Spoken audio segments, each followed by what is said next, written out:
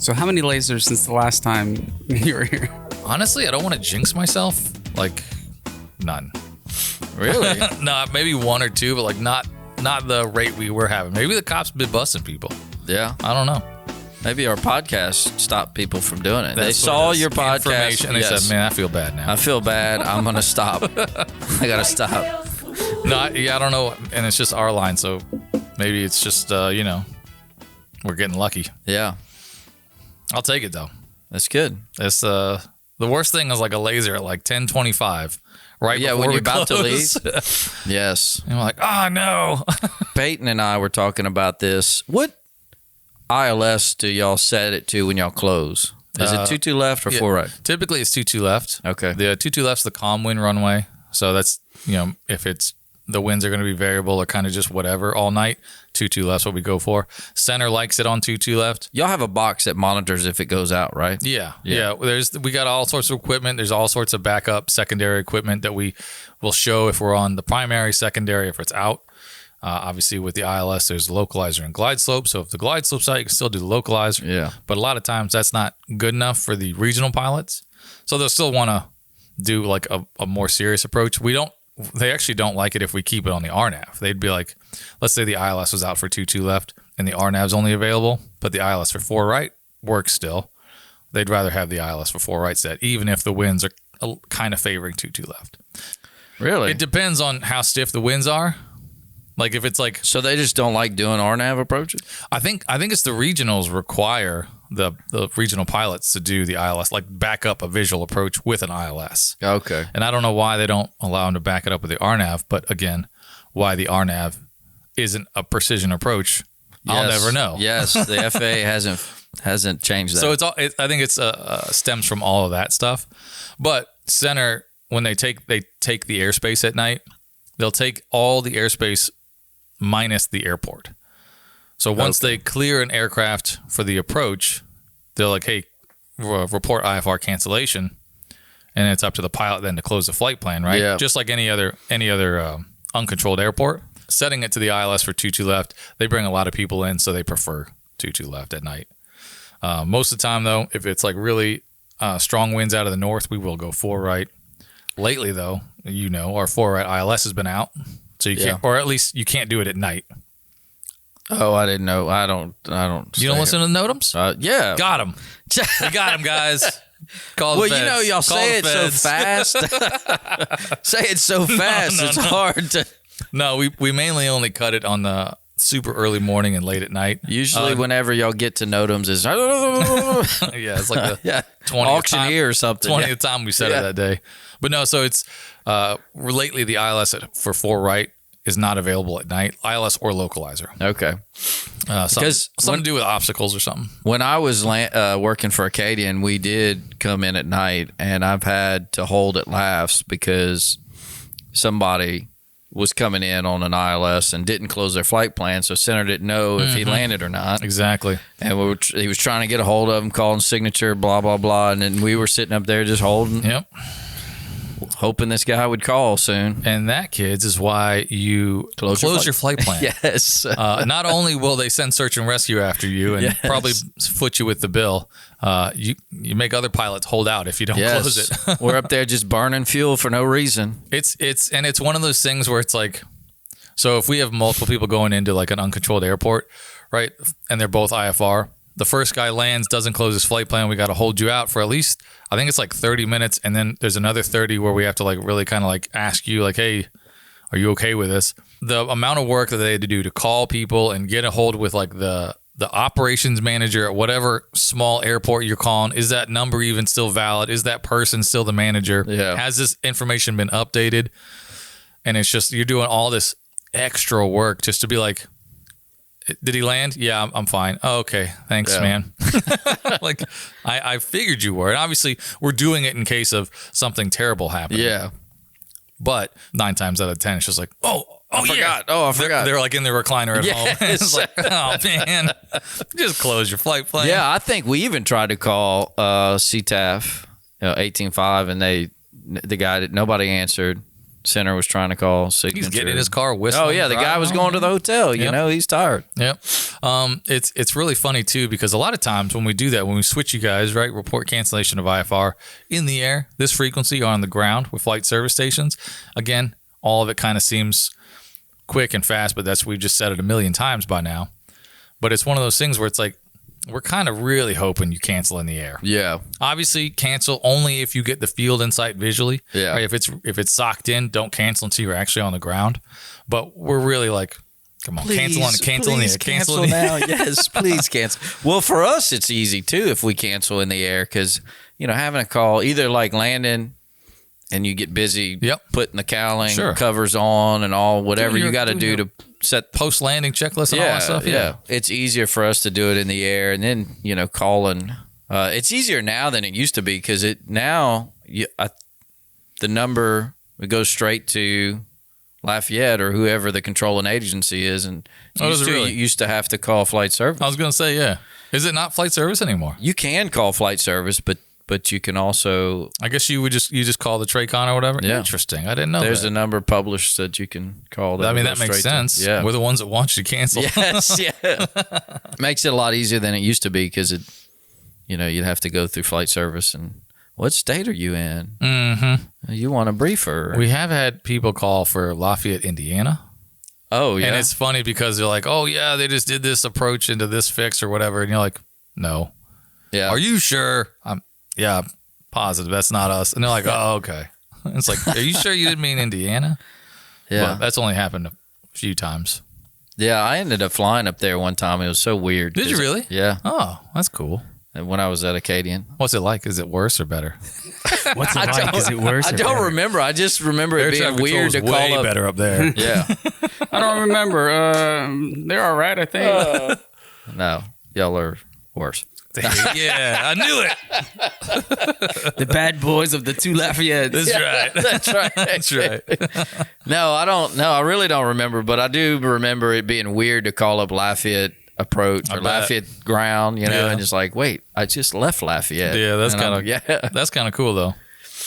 Lafayette to Lafayette in your logbook. Well, the identifier I think is LAF instead of LFT, so it's still weird. They got us. Yeah. It's fun. Like we were just talking about, it's funny training people and being like, all right, so, I've been doing this like almost 8 years now. Pretty good grasp on our airspace. And it's like, all right, so where's Jennings or where's Crowley to Grow? And they're pointing over at Eunice. I'm like, oh no. Oh no. And they just keep guessing and guessing. And it's like, nope. There it is. There it is. I knew you knew where it was. Now, have I ever driven past it? I couldn't tell you. Yeah. Yes. If you went to Houston. I must have, yeah.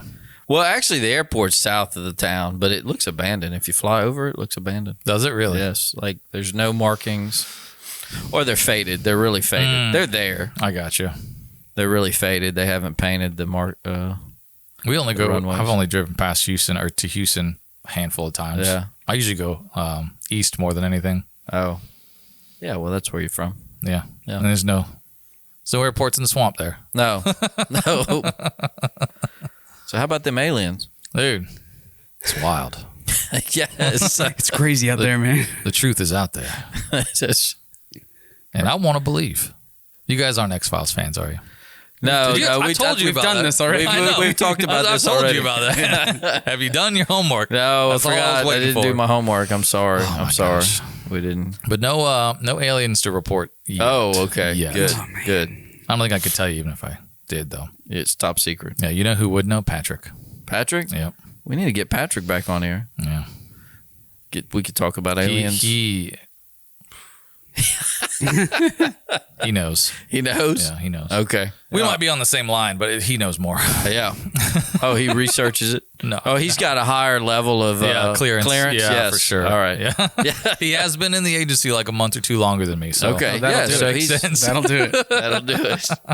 But again, I know we kind of talked about lasers a little bit. No lasers really either. So we've been lucky on the alien laser front. Yeah, good. Yeah. Good. Yeah, we've been getting lucky. They've been going other places. Yeah, you know, that just or different days. Not really. Just leaving us alone. We're too vigilant. Yeah, that's what it is. That's what it is. These guys are looking out the windows too much. The one question that on everybody's mind. We're good on the laser alien front. Yeah, everybody's been asking that question. Solved. Yes. Case closed, guys. One thing I think the Air Lafayettes have been doing a really good job of just bridging the gap. And again, we've talked about this before, you and I, where it's you guys get to know us, we get to know y'all. And it kind of dissolves any illusion of like, oh, that's something other. Yeah. That's air traffic. Alien. Exactly. Those air traffics are just, they're just a voice in the sky that are just being mean to me. When it's like you come up to the tower, you do a tour, you come to the Air Lafayette and you meet us, and we're like, no, we just want to explain stuff. We just want to keep you safe. We're trying to provide you the best service possible. And I think the Air Lafayettes are definitely helping out with that. And I think we've seen a reduction in hurt feelings, I suppose, is the best way to say it. Anger or frustration. I think we've seen a reduction in frustration on both sides. But well, that's good. That's good. There's definitely, obviously, always confusion when it's in the moment. Yeah. It's hard because obviously each situation's different. And it's one of the things in our big book of rules, the point 65, it mainly talks about, it tries to give you all these hard and fast rules, but they clearly state in several points where it's like, these are not all the situations that can be expected. Use your best judgment. So a lot of the times for controllers, it's like in your best judgment, if you feel like you should be giving traffic or giving a vector or doing something else, do that. But here are some rules that you can follow if the situation warrants. Are you still the only pilot in the tower? I really appreciate you saying that. Yes. Yes, I am. Well, you are, whether it's helicopter or airplane. That's right. That's the old saying goes, once a pilot, always a pilot. But even if... Is that the old saying? That's right. Is so nobody else at least has a private or... Sawyer. Oh, yeah. Sawyer's been flying around a little bit. Yeah. He's got some good knowledge there, but as far as that, yeah, I think so. He's not a pilot yet, though. He's just... Yeah. Gatekeep that. In the situation, there can be confusion and frustration at that point because obviously, we don't know what's going on in your mind. You don't know what's going on with our planning sometimes because obviously we have two frequencies. So if you can't hear east versus west, that could be you're only getting half the picture. Yeah. But also it's difficult to stress to one, new controllers, but also to keep in your mind in the moment, because I've seen this for myself personally when I'm working traffic by myself. You got to remember they're doing a lot in that cockpit. Yeah. Like they are busy. Even if they're just like straight and level flight, they might be training. Yeah. You guys are probably talking to them. They might be getting set up for an approach. Like just because you got them on a vector for the ILS and they got 20 more. That doesn't mean they're not doing anything. They're just sitting there waiting for you to give us the next instruction. They're not. We're setting up the approach. Exactly. So to keep in mind that you guys are busy in the cockpit doing something, whether or not it's a critical phase of flight with arrivals and departures, it's hard to keep that like forefront because most of the time you're like, why aren't they doing what I'm telling them to do? Oh yeah. They're also flying a plane. Yeah. So to teach that to the next students, the next controllers coming up, and to keep that in our head, right? It's a tug of war of like trying to remain calm, but also like trying to be as safe as possible. So there was always going to be that little bit of frustration, but I feel like the Air Lafayette's helped really kind of negate a lot of just, why do you do this? Or why are we doing it that way? So it's nice. Like when we're doing multiple approaches and doing instrument training and, you got, say, we want to do the RNAV for 17 after the ILS to 22 left. Well, that after we do the ILS and we go missed, y'all might start giving us vectors for the RNAV, which for us is fast. We got to set up our GPS and all this stuff, And I guess I never really thought about that. Yeah. Or another situation is Abbeville, if you do that VOR Bravo approach and you go missed, and then you do the ILS to 4 right. Well, that one's happening fast too because AOD's right there. Yeah. And then even if y'all are giving us vectors, y'all are giving us headings and then clearing us for the approach to intercept the localizer right after we take off. So with a new student, they're slow setting everything up. So I'll tell them, like, ask for extra vectors if you need to, And unfortunately, a lot of it comes down to, well, we're always trying to like... Yeah, y'all trying to get us in fast. That we're trying and then other traffic. And we're really trying to clean up our airspace, right? Yeah. So if we have a Cessna on final for 30 minutes because we're giving them these super long vectors that aren't necessary. Yeah. Then it's like 9 times out of 10, here comes a jet. Yeah. And you're like, oh my gosh, what did I do? But if you clean it up quick, it helps you get set up for whoever's coming. But to your point, if you guys need that extra vectors, it does kind of fall to you to be like, hey, we don't want to do this so quick. Yeah. And 9 times, most of the time, the controller's going to be like, let's get this knocked out. And it's like, well, wait a second, we're learning. Students don't think about asking for that, or might be nervous about asking for that. Of course, like we just talked about with that big mean voice in the sky. Yes. So I always tell them, like, ask for extra vectors if you're not ready to start the approach. Yeah.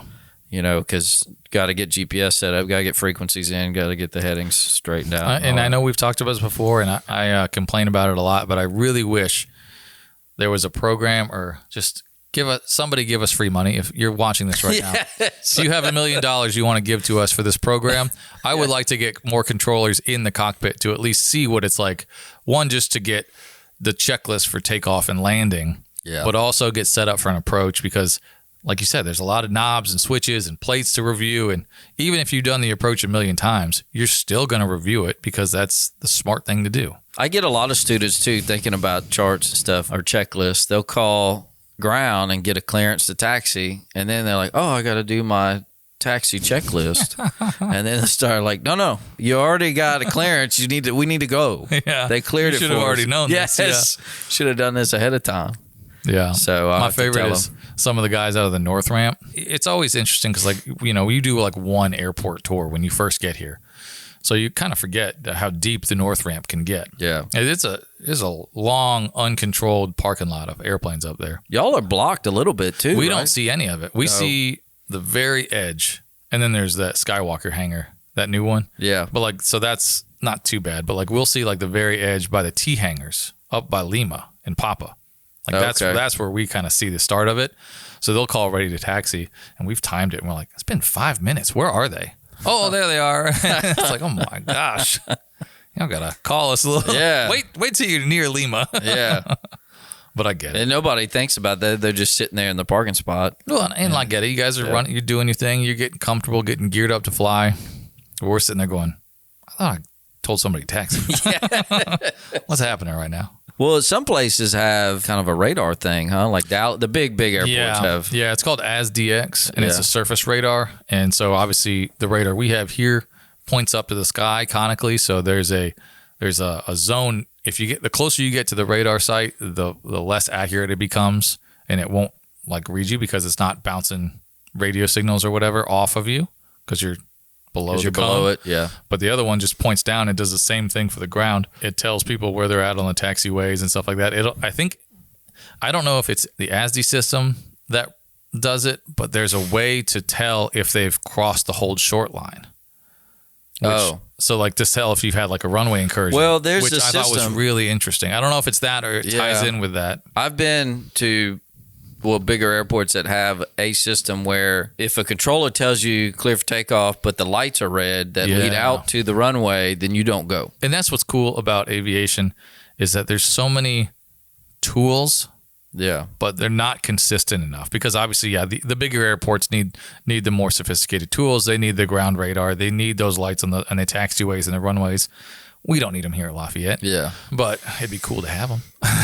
Shreveport has centerline lighting. It'd be cool if Lafayette had centerline lighting. So I've done a couple tours. I've been to a few different towers, and it almost seems like they say, all right, we're going to give you this half of stuff, and we're going to give this other facility the other half of stuff. Yeah. And then you're going to swap and have you're going to have half crap. They're going to have half crap, and then you're good. So I've gone, I think it was Baton Rouge. We have, it's called ETVS. It's a push to talk. It's just, we call it a shout line, but it's just a touch screen, and it's just, hey, Baton Rouge, Lafayette, and you coordinate that. Oh, when you make I'm on the landline. Yeah, and it's just a push to talk touch screen thing. They don't have that. They have a physical button from the 70s that they press. Oh, really? But Baton Rouge has a really nice updated ATIS system. And they've got really updated weather system. Well, we're sitting here cutting our own ATIS going, why don't we have that system? Every time we got to running through these NOTAMs. Yeah. That's such a weird thing to not have. Yeah, and again, I don't know where the the money gets doled out, what Yeah. equipment goes where, but it just seems like Do y'all get to request stuff? no. I don't know if there's like a list of like, here's what they want most. I'm sure. A wish list. Yeah. A wish I'm sure list. the facilities, like as a whole, do.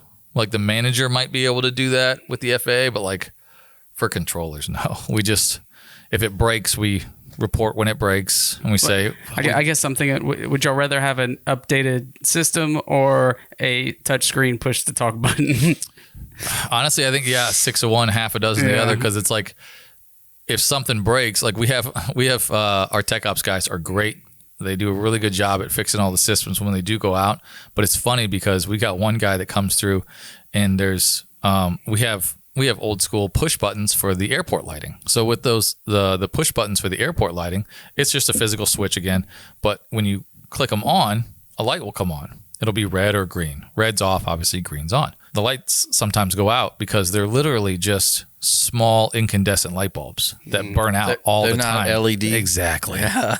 Exactly. They're not LED lights. And he comes up and grumbles about it every time because we're like, why aren't we on LEDs? Because that's not what the contract is. We got ththese old incandescent, and it's like he just switches out these light bulbs. Like I've seen him do it so many times. It's wasted so much money just switching out light bulbs. And it's because that's just it. It's indicative of the whole system. But the problem is, right, it's such a large system, and there's so many government contracts, and there's so many equipment, and it's so integral to the airspace and, I mean, really GDP of the nation. Yeah.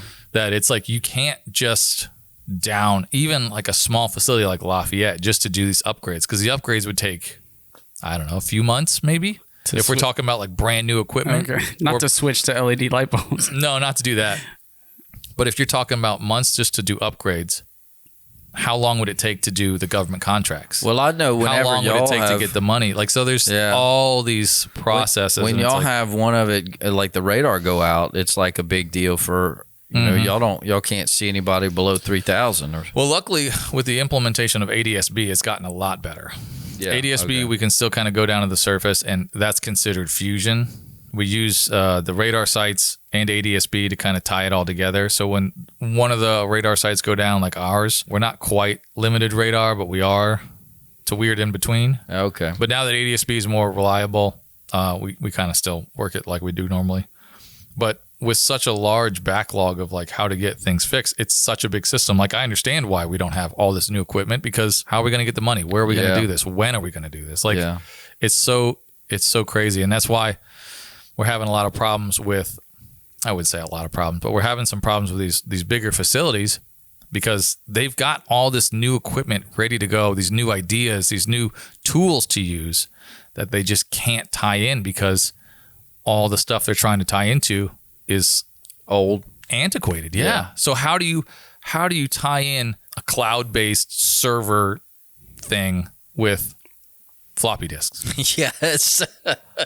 That in and of itself, to tie that in is a whole other process. And it's like, so, you know, we're here. I mean, the equipment we have, it works fine. Yes. And the tech ops guys, they do a great job maintaining it. Do you know what the next gen, because I remember them advertising that so much whenever, right before 2020, next gen. But I think ADS-B was part of next gen. Yeah. But there's a lot of no things. details of what next gen is. There were like steps that they had marked out that kept getting pushed back, and as you know, ADS-B got pushed back 5-10 years. Yeah. From like it's got to be done by 2005. All right, 2006. All right, 2020. Well, it was still expensive because everybody had to, and to get every plane. Yep. Fitted, retrofitted for that, the avionics shops were overloaded. Mm-hmm. And the pilots, that's not unnecessary, because I feel like ADS-B is a great tool for everybody. It is a great tool, yeah. Like you're putting that on a solo airplane pilot who's like, I'm already kind of like in debt with this airplane. Yeah, I don't need like $1,000 some odd extra dollars for this tool that I might not use. Now, granted, again, we all know it's better. Yeah, but it benefits when you have the ADS-B in. If you just did the bare minimum of ADS-B out, then it doesn't really help the pilot in that plane. Yeah. It helps everybody else who has ADS-B in. Then you can see Like when y'all call out No, for traffic, sure. I always look at the GPS to figure out, oh, God, that's that guy right there. Okay, And let me start looking that direction. And it's been hugely beneficial for that exact reason, just to be able to call traffic and not have you guys rely on just your eyes. Because again, you're busy. You can't just be scanning out your cockpit. You got to be looking at your instruments and stuff too. Well, and that depends on how far you call the traffic too. Because I mean, sometimes it's hard. If 10 you go, if you, miles, 10 miles, that's like I ain't gonna. impossible. Okay, Yeah. I'm not gonna see him. Especially little airplanes where it's Yeah. like two Cessnas. Hey, 10 miles opposite direction. What? Yes. But so ADSB has been very beneficial with as far as being like, oh, okay, I'm seeing what you're seeing. You know, and obviously it doesn't count for visual. If you see them on ADSB, we need you to actually have them outside, but it helps you get to them a little bit quicker. Yeah. But yeah, so the equipment stuff is, you know, that's a problem my little brain can't handle, because that's such a big problem. You know, the wheels of government. I don't know how you do that. Well, and they're probably still adding towers and stuff to the system, right? Or This isn't how it actually works, but from what I've seen, newer towers come up from like contract towers. So like contract okay. airports. So like Jack Edwards is a fairly new tower. yeah. And it's ran as a contract tower. When did they say? All right, when does the FAA say they're gonna That take is it where over? I don't know, because they do a ton of work at Jack Edwards. Should they get tied into the government NAS system the way we are? Yeah. I don't know. That comes with different stipulations and requirements. But Yeah, there's a lot of. I don't know how you add a new government tower. I've known Hammond's gotten a tower, and Jack Edwards and Destin. Like when I first started flying, none of those had towers. Air travel has just gone up. Yeah. So I mean, I know it's expensive, but like there's a lot of places that want those straight shot flights to go to the hubs. You know, population's increasing and stuff like that. So it makes sense. But I don't know how they get tied in. DoD contract versus FAA. So What do they start out with? I mean, a contract tower probably doesn't have very much stuff other than a physical tower. That's yeah, I think so. A lot of them, let's just say Jack Edwards, I think they're just a VFR tower, so probably a class Delta, if anything. So they don't have any radar tied into there because they're not part of the FAA system. yeah, But Acadiana does. Acadiana is, but they've also been around for a minute, so they've probably lobbied to get certain equipment. I don't specifically know about Jack Edwards, but Acadiana has a TDW like we have in our tower that is tied to our STAR system. That helps them find traffic. Yeah. Easier in their airspace. Yeah. And again, it's one of those things where it's like, I know ADSB has a website that you can go to kind of track aircraft. Yeah. So that's a nice bonus to ADSB. But for Acadiana, yeah, they just have the STAR system that we see that feeds off our radar. They get the exact same feed. They have a little STARS keyboard that we do that they can input. Do they? Yep, they could input flight stuff, and it's nice because there's a couple controllers at Acadiana that obviously retired from Lafayette. So they know how to work all that. They stuff. know all the stuff probably better than me. Yeah. You got guys over there that are doing really good stuff and can just input flight plans already. And then they have the FDIO system, which is like flight data input something. Oh, okay. But it's the one that prints the strips out. Yeah. And tells you all about the flight plans and stuff like that. Oh, they have that over there. I don't know if they don't have that, but like their flights print out to us. Oh, and so then we just call them about it. Yeah. But it's like all of that stuff's kind of tied together. But as far as like contract towers, yeah, I don't know how much equipment they would have, but I think most of them start out probably bare minimum, because at that point you're getting ran by a company. Yeah. And profit is king there. So you probably don't have a whole lot. I'd imagine they probably don't have a TDW. No. Which would be helpful. They got binoculars. Yep. And a radio. We have retired guys from Lafayette working at Acadiana. A lot of the people working at these contract towers are either retired controllers or people trying to hope to get into the FAA. Yeah. But so you got a lot of experience there where it's like they know what they're doing. So you're kind of relying on them to keep it all safe. But Jack Edwards does serious numbers compared to Lafayette. They were doing it before they got the tower. It was crazy. Exactly. Over there, you know? And maybe that's the process. It's busy airports. They're like, hey, they got to bid out for a tower. Does the FAA win? Does a contract win? I don't know. Contract then apparently wins. Do they at some point go FAA? I don't know. Yeah. I mean, there are contract towers at like Acadiana that have been there forever. Yeah. And Acadiana does some serious numbers sometimes. So Will they ever go FAA? Probably not. I don't know. The equipment stuff can be very helpful, but it's old. Yeah. Yeah. To say the least. Yeah. I've noticed y'all don't ask, like now we'll have students who'll just say, we're going to depart to the north and to our practice area and do maneuvers. Y'all used to ask, well, what heading do you want? You know, what heading would that be? Mm-hmm. And we'd have to give y'all a heading. But now it doesn't seem like, I guess y'all all kind of generally know what. If I remember correctly, we've done this is like 2 years of Air Lafayette, huh? It might have been one of the earlier Air Lafayettes where I think we talked about what is the practice area for y'all. Oh, okay. And I think we brought that back, and it's just one of those things where, again, if there's no traffic in your face, go fly up near Opelousas. Yeah. If you're getting a little too close to Opelousas, I'll tell you, and either cut you loose or have you come back. Here's one thing that I've noticed recently. But we want you guys to do what you want, yeah. Yeah. I've noticed recently is that when we depart, say we're going towards Opelousas to do maneuvers, and we get to about 5 miles is where Amazon is. So about there, I might start doing maneuvers. Like 5 miles north of Lafayette? Yeah. Okay. And that's probably around the 5 mile ring. And I'll say, all right, we're going to maneuver in this area. And I feel like it used to not be a big deal, but now it's a big deal of like, no, we don't want you right there. We want to, y'all can keep on going. I think, and I'm probably one of those people that tell you to keep on going. So I almost can pinpoint exactly why that changed, right? So before we had this new SOP, Tower didn't have airspace. They had a departure area, but they didn't have like dedicated airspace. Okay. So you could maneuver out that way because the departure area for right went more east. It went runway heading and more east. Yeah, okay. So 5 miles to the north, you're nowhere near the departure area. Now that we have this new SOP, Tower has 5 miles of airspace up to 2,000. So they've got the surface area more or less. Yeah. And our departure area goes west and east from runway heading. So it's a wider departure area, and we have that 5 miles of airspace for Tower. So if you're maneuvering there and you're not talking to Tower and you're on radar, they're going to have to do some extra work to get you, 1, away from the departure area, 2, out of Tower's airspace, or do some kind of coordination when it's like, just go like 2 or 3 more miles further north. So get past Amazon and then do your honestly maneuvers. 7 miles. 7 miles would probably be like the closest anybody would want you, even just like maneuvering around there. Yeah.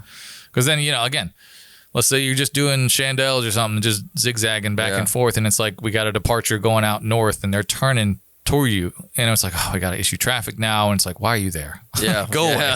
Go away.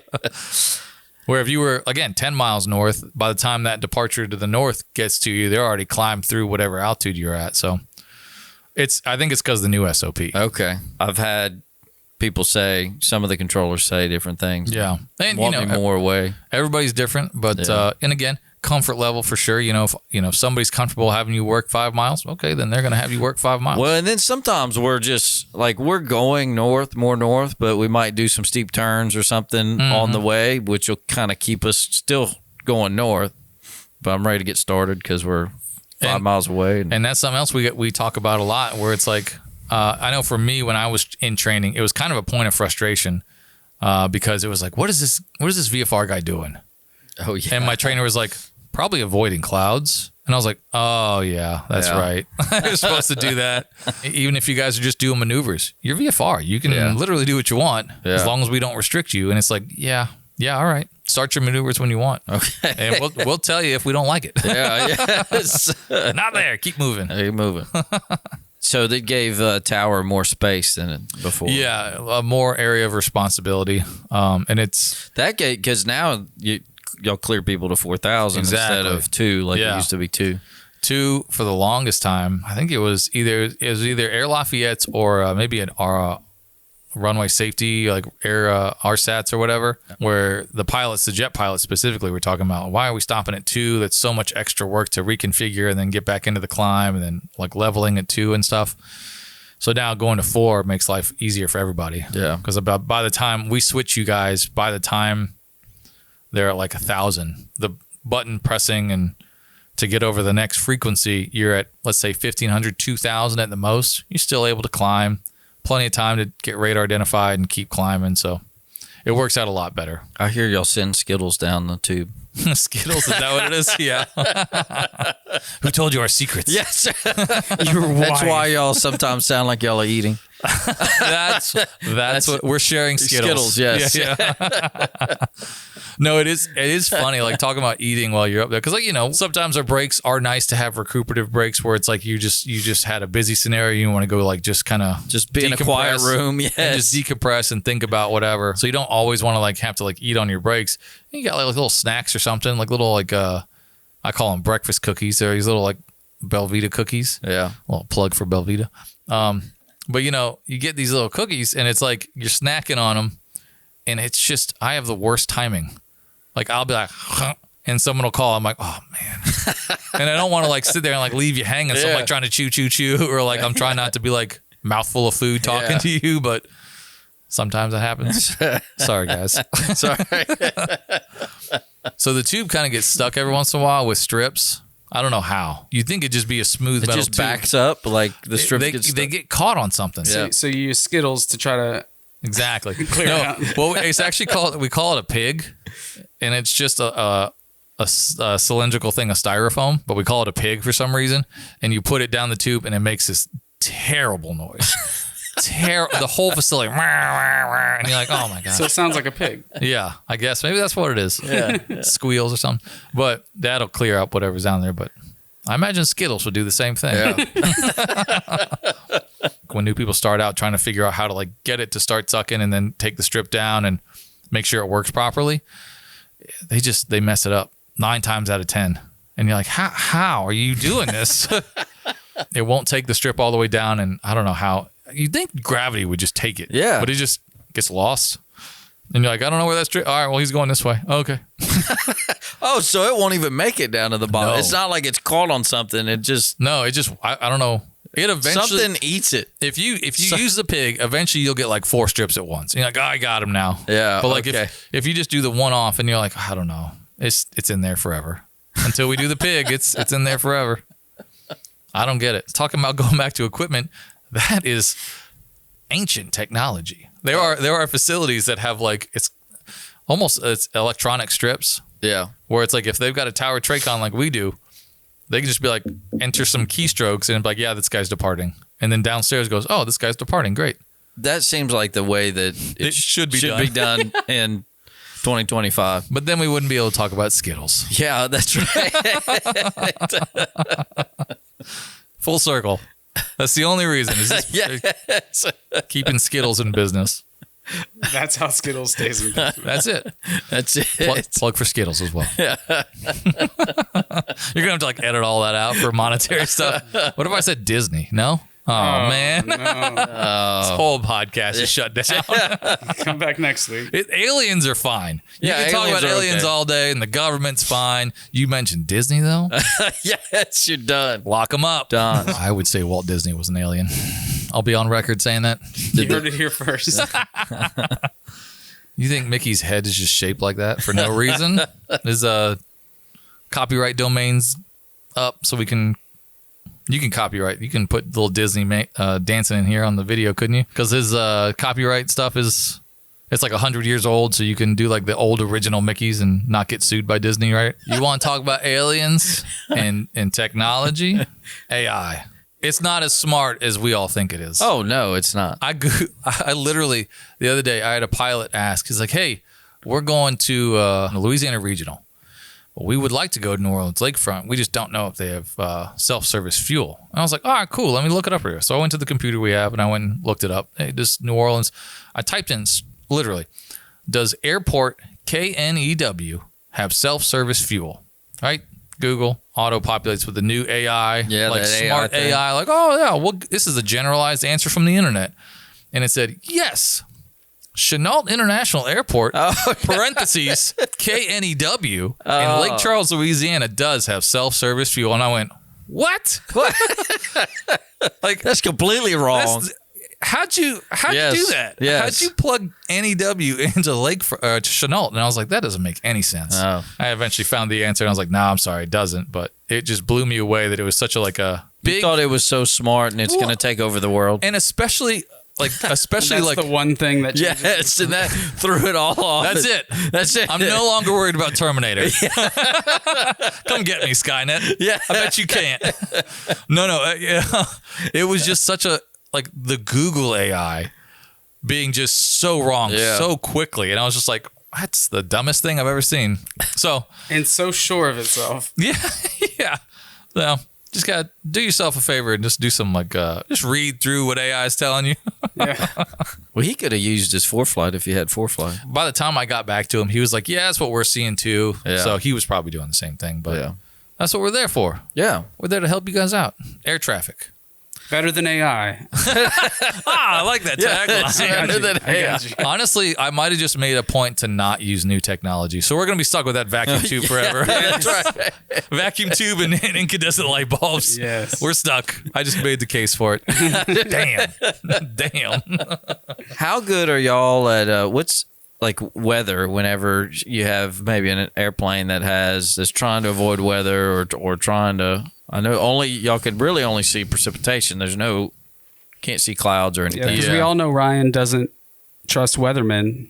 So make your case for why he should trust y'all with Yeah, the why should I trust air traffic control over the weathermen because they're wrong all the time? And honestly, we are the government. So why should you trust the government is what you're saying. Yes, that's right. No. For real though, we have, the radar, all the radar does is, you're right, it picks up precipitation. Whatever return it's going to get is what we pick up. It doesn't do returns on clouds because they're too fluffy, I suppose. Yeah. Obviously, we don't know where the clouds are. And that's where, if we give a VFR guy a vector and you guys can't accept it, that's where you come back and need to tell us. Because, okay, just maintain VFR.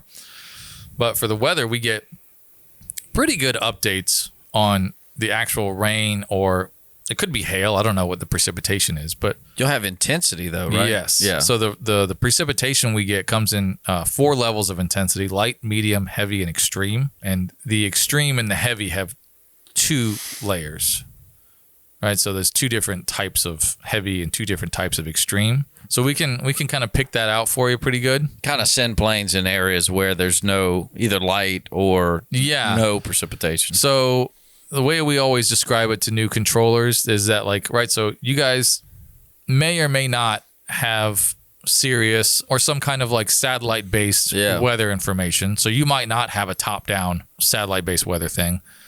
Sometimes the bigger regional guys will only have like a nose cone. Yeah. So they'll only be able to see like 45 degrees in front of them.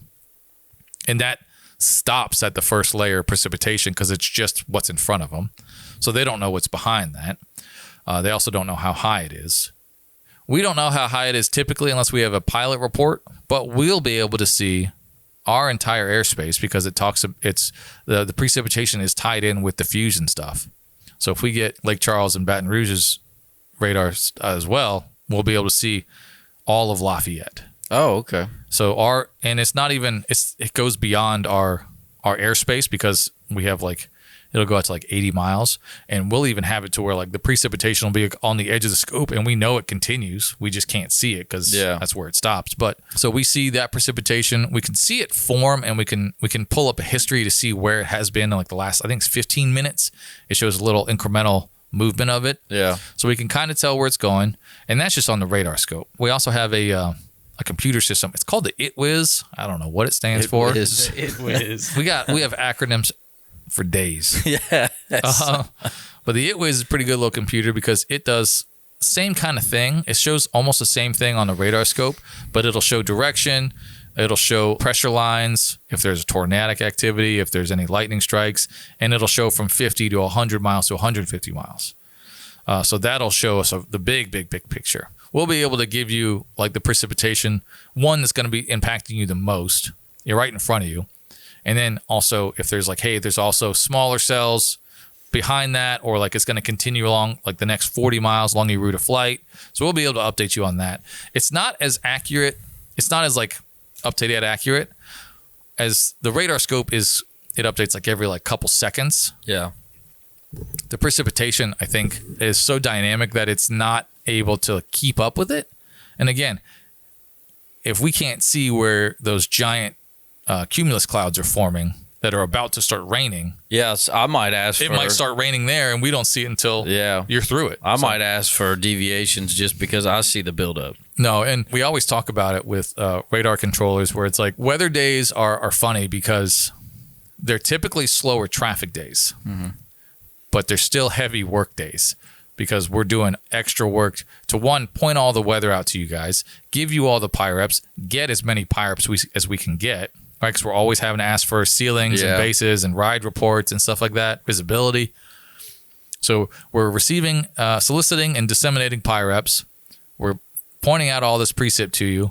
We're trying to help you work around the precip or help you plan for stuff. Like I can't tell you how many times I've had regional guys come in and it's just crap weather everywhere, and they're like, hey, so this is what we're thinking. What are you thinking? And I'm like, we're formulating a plan together of like what works best for you. I can bring you over here. I'll call local and be like, hey, how does it look on the east side of the field? And they'll be like, oh, it's great on the east. West is not good. Yeah. And then I'll come back and tell the pilot that. So there's a lot of extra work to be done.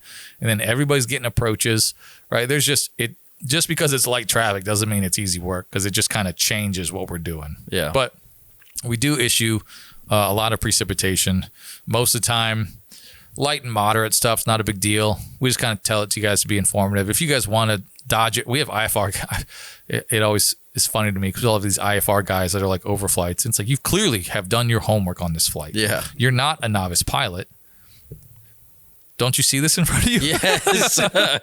It's out the window. I'm almost positive. Yeah. It'll be like an area of light precipitation. I'll just point it out to him. He's like, yeah, we want to deviate. I'm like, for light? Okay. Okay. Whatever you want to do, man, we'll deviate for you. It changes what we're doing work-wise, so it can be just as busy. I always like to ask, when I was flying the Piaggio and stuff, if I thought, okay, this direction looks good to me, I always tried to ask ATC, does this look good to you too? Because there might be something building up back behind that I don't see yet, you know? And a lot of times, right, especially if we have it's like one way in, like there's a gap between cells, or like I said, the east side's better or something like that. If we have the first pilot come in, we'll try and get as much information from them so we can pass it along to everybody else. Oh, yeah. We try not to bother y'all too much, but it's, hey, you can give us a ride report, tops and bottoms. Can you give us what the visibility looks like? You know, how was it when you flew there at 3,000? We have somebody else coming inbound at 3,000. We want to pass that along to them. Yeah. And that's a big thing for us is passing that weather. And again, all we're doing is trying to provide the best service, right? It would be a poor service if we didn't tell you about that stuff. Yeah. Just trying to get that information out. Get it. Because there's aliens hiding in those clouds. Yes, that's right. Have you seen the movie Nope? Nope. Did it come out recently? It was a couple years ago. Okay. Yeah. And it was like a horror movie, but it dealt with like, I don't want to. That should be my homework. I really don't watch want that and X-Files. Yeah. Yes. It's a good sci-fi movie too. Yeah. He's never going to watch it. I feel like that's why I like sci-fi movies more. Well, I like scary movies. I mean, it's a scary sci-fi movie. I think you'd like it. And I like sci-fi movies more because they can't get so wild as like shows and books can, because they have so much time. Movies is like, you got to wrap this up. Yeah. So you're out of there in 2.5 hours at most. Yeah. But Nope's a good one. I would check that out. I don't want to spoil it. Okay. It deals with clouds and aliens, though. Okay. Just saying. All right, next time you come on, we'll do a full review of Nope. And Dune and Wicked. Oh, I Right? haven't watched Wicked, but everybody else in my family's watched it. Wait for the second one to come out and just do a full 8 hours. Binge the whole thing. Full work day of Wicked. We'll do that on one of our Thursdays. And then Dune Part 3 is coming out. Oh my gosh, you're so behind. Yeah. That's how I feel, dude. Like, I'll talk to people at work and be like, oh, have you seen this show? Oh, I don't know, but have you seen this show? Well, no, but have you seen this show? And it's just, it never ends. And that's why Alexandra watches. The girlies, the toast. The toast, yes. The Honestly, toast. Toast. I wasn't a believer. You've watched it? Oh, yeah. Those girls, they're entertaining. Those girls are entertaining. They're informative. She got really emotional if they shout us out. Yeah, she told me about that. Yeah. I don't.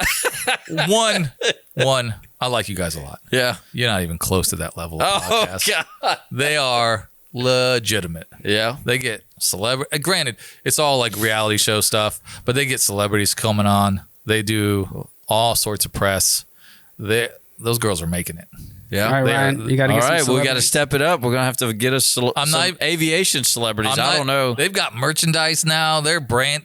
It's insane. Those two girls, those two women know what they're doing. Yeah, and they're really good. So I like them. I might consider myself a squirrely girly. Swirly. I don't know. Watching the toes? Yeah. If that's a phrase, then yes, you probably are. Yeah. It's good, though. They're good. They're a good little podcast, but they're probably never going to see Not going to shout us out. Our little. Even if they'd be like, next. Even if you send them a message. Yeah. Just tag them in it. Yeah. I plan on tagging them in Alexandra's. Honestly, it'd be super funny, and I don't want to take this away from her because she genuinely loves that podcast, is if they mentioned this one and then hers. Oh, no. It'd be like the story of her life. Like, no. And you'd always bring it up. Yeah, remember that time? Yeah. They recognized my stardom. Yeah. I very much enjoy this one. I don't listen to podcasts. Oh, we know. We know you make her watch it on the big screen. Yeah, we got a picture of babe, it. mine came out. You want to watch it? I've seen you talk every day for the last 13 years. Yeah, but this is new. Yeah, but this is different. This is Listen to my opinions and my voice. She's like, yeah, all right, I'll do that. Like, I don't know if it's people I know more. I try to watch more of the ones of the people I know, especially like the controllers and stuff. Yeah. It was really interesting hearing different people that I work with, like how they got involved, because y'all don't talk about that. we don't talk to each other at all at work. No, I'm just kidding. No, I mean, there's so much to talk about, and there's so many people that sometimes individual stories can get lost, where it's like it's either topical stuff or like talk TV shows or traffic related or training related. So then to be like, hey Sawyer, let's have a deep dive on where you grew up at, and it's like, oh, it was genuinely interesting hearing about him and Nick and some of the other people. So that's kind of what I really appreciate. Well, we'll have to get Patrick on here to talk about aliens more. He knows, since he's an expert alien. He knows. Yeah. Well, he's got that extra clearance. Yeah. I guess he can talk about it. I can't even talk about it if he can talk about it. So okay. Yeah. I don't even know. I just like how aliens has been like a through topic on this. Yeah, well, I don't know how we got serious aliens, serious aliens, serious back to aliens. I like it. Disney aliens. I like it. Those are the same. Yeah, as you now know. Yes. How about this? Genuine question. Do you guys think aliens exist? My answer, unequivocally, yes. What about all these accounts of like pilots, military pilots or whatever, talking about seeing things or whatever, weird things that they can't explain? I don't know. There's a lot we can't explain. And for years and years, we've made up various stories to cover the things we can't explain. Yes. So it's aircraft. Could be more of that. Could be more human imagination. Could be military Area 51 secret stuff. Could be aliens. I don't know. But Did we talk about anything important? I mean, we talked about a few good things. I think some weather, some Air Lafayette stuff. I really like plugging Air Lafayette. That's such a good program. We're gonna get pizza cooked right here. Wait, what? We're gonna get pizza cooked in the parking lot. Parking lot pizza? Parking lot pizza. It's so hot outside. We're cooking it right on the pavement. Somebody's dashboard. That's right. Just frying egg and some pizza. Flight Tales, woo-woo. If you've made it this far, you've listened to the entire episode. And for that, we would just like to say thank you, and we hope you enjoyed it. If you have any questions about today's episode or suggestions for future episodes, just leave a comment or message us, and we'll do our best to answer. If you'd like to check out some fun aviation videos, check out our YouTube channel at Owens Flight Training. Or if you'd like to get more information on becoming a safe, knowledgeable, and confident pilot, just head over to our website, owensflighttraining.com.